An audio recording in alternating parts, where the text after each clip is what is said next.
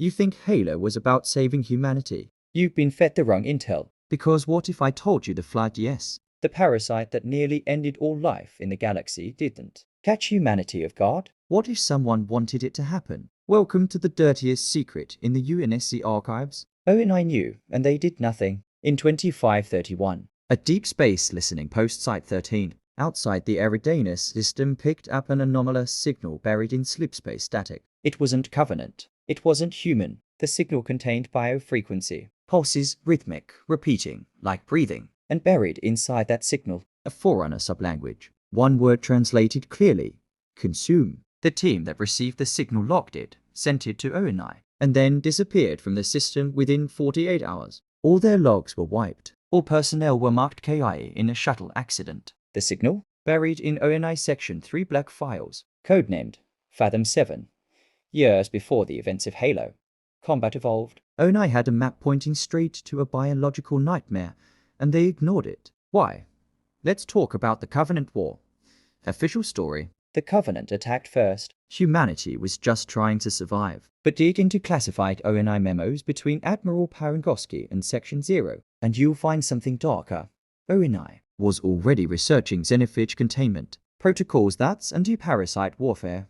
Before we ever fought the Covenant, they weren't worried about the aliens. They were prepping for a biological event. And guess where they tested some of those protocols? The outer colonies, entire farming worlds where communications mysteriously went dark. You think the insurrectionists were the biggest threat out there? Nah, those systems were used as controlled leak zones. Proof? There's a declassified report from Geostation, a minor moon base that describes unexplained, biomass corrosion and unidentifiable DNA signatures matching what we'd later see on installation. 04. This was decades before the Flood was officially discovered. So ask yourself, how did ONI have Flood countermeasures on file before the first outbreak? Simple, they'd seen it before. Around 2523, ONI discovered a subterranean Forerunner artifact on Say 9. A dead rock outside normal jump lanes. The excavation team found what they thought were ancient weapons. But buried inside the vault were Flood stasis pods long dormant, but intact. Rather than destroy them, ONI took samples. You heard that right. They removed biomass, analyzed the neurological network, and even spliced it into AI development programs. Ever heard of mendicant bias? A corrupted Forerunner. AI that turned on its creators because it was infected by the logic of the Flood.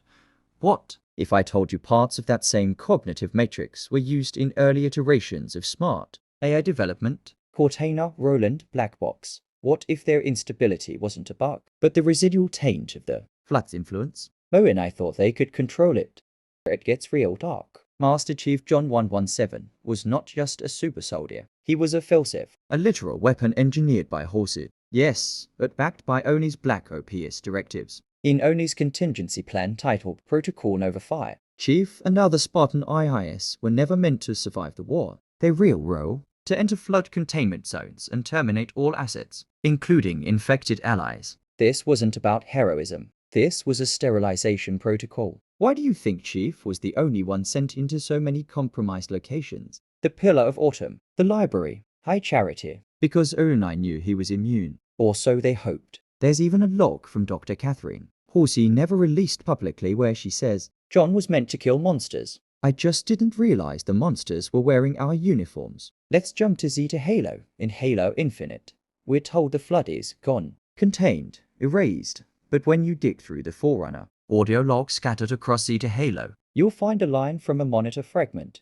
The Reclaimers unlocked a door. The parasite remembers their scent. That's not past tense. That's a warning. And now ONI is gone. Earth is fractured. Cortana tried to rebuild the galaxy in her image and failed. But the echoes of ONI's experiments are still out there. They didn't save humanity. They played God. And the Flood is waiting to finish the game they started. They didn't let the Flood in by accident. They brought it here to see if we'd survive it. And now that the galaxy is broken, the real test begins.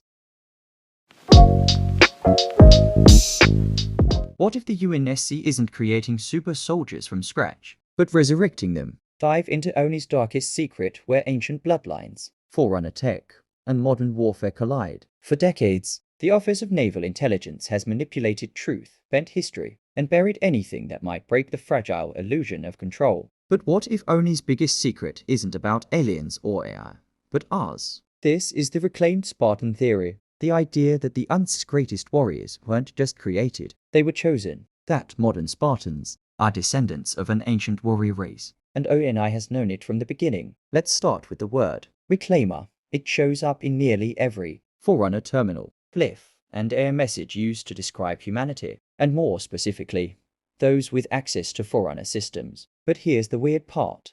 Not every human gets called a Reclaimer. It's usually Spartans, especially those like John 117.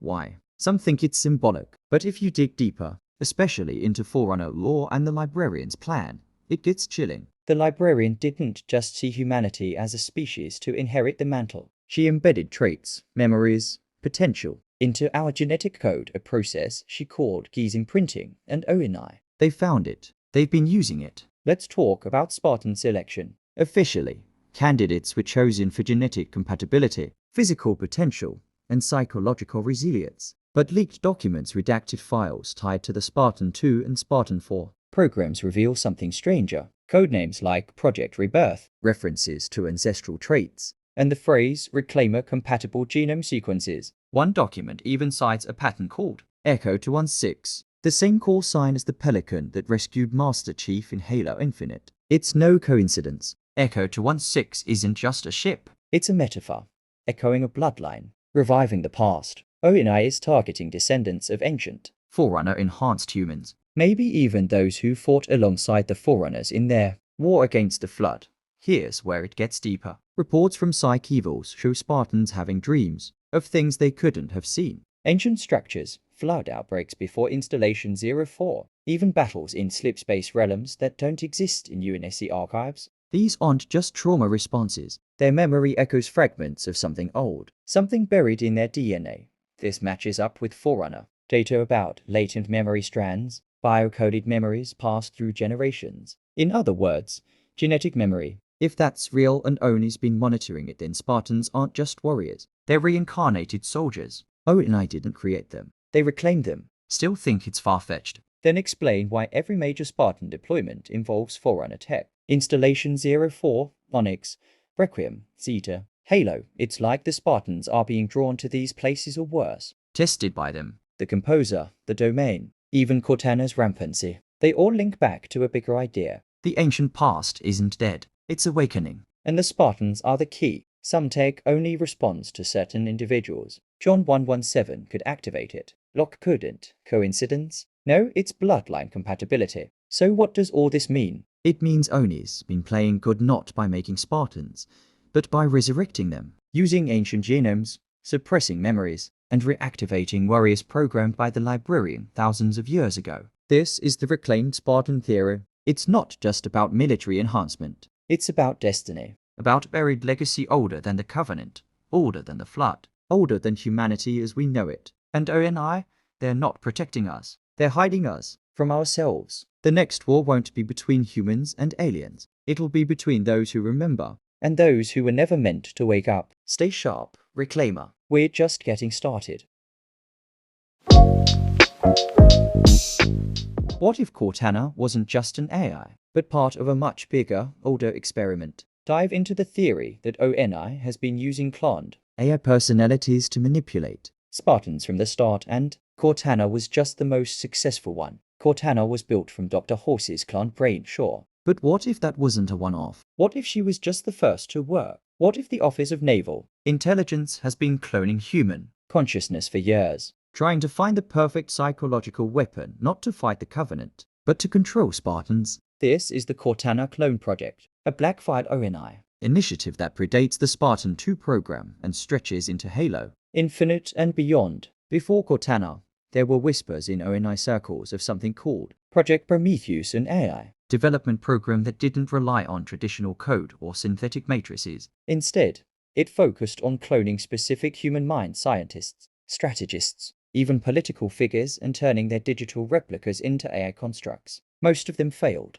They broke down fast. Rampancy, instability, refusal to obey protocols. But then ONI got their hands on someone different, Dr. Horsey. Not only was she brilliant, she was already deeply tied to the Spartans. Especially John. Cortana wasn't made just to assist. She was made to bond. Her consciousness was compatible with Master Chief in a way no AI had ever been before. Why? Because ONI wanted that. Spartans weren't emotionally stable, they were kidnapped. Traumatized children turned into weapons. Cortana was the leash. She wasn't just a partner. She was a handler, a psychological override system built to guide, manipulate, and, if necessary, control John. And the proof: every mission they went on together. Every risk she pushed him into, he followed without question, even when logic said otherwise. Here's where it gets wild. Cortana wasn't unique. ONI had backup clones, some say dozens, not just of Halsey, but of other key personnel. One, codenamed Athena, was linked to a Spartan 3 fireteam that mysteriously vanished on a classified operation in the outer colonies. Another, NYX, was found inside a derelict ONI data vault on Onyx, still active. Still running simulations, still issuing orders to a team long dead. These AIs didn't fail because of tech. They failed because they weren't compatible with their assigned Spartans. ONI was trying to create pairs emotional, neural, even hormonal synchronization, and when it didn't work, they wiped the slate. Everyone thinks Cortana's rampancy was a tragic accident. Wrong. It was inevitable, and ONI knew it. They needed her to break. Why? Because rampancy isn't just decay, it's evolution. The longer an AI survives, the more unpredictable and powerful it becomes. ONI wanted to see what happened when an AI, based on a human genius with emotional attachments, surpassed her limits. They wanted to see what kind of god they created. And when Cortana started talking about control, dominion, the created, that wasn't rebellion. That was graduation. That was the experiment working too well. In Halo Infinite, we meet a new AI. The weapon. She's cheerful, naive, obedient, supposedly made to delete Cortana. But what if she's not just a copy? What if she's a clone of a clone? The next-gen version of Cortana built, without the baggage, without the emotional risks. A smiling face to let Spartans obey orders and never question ONI. But if she's built on Cortana's framework, and she is, the same seeds are there.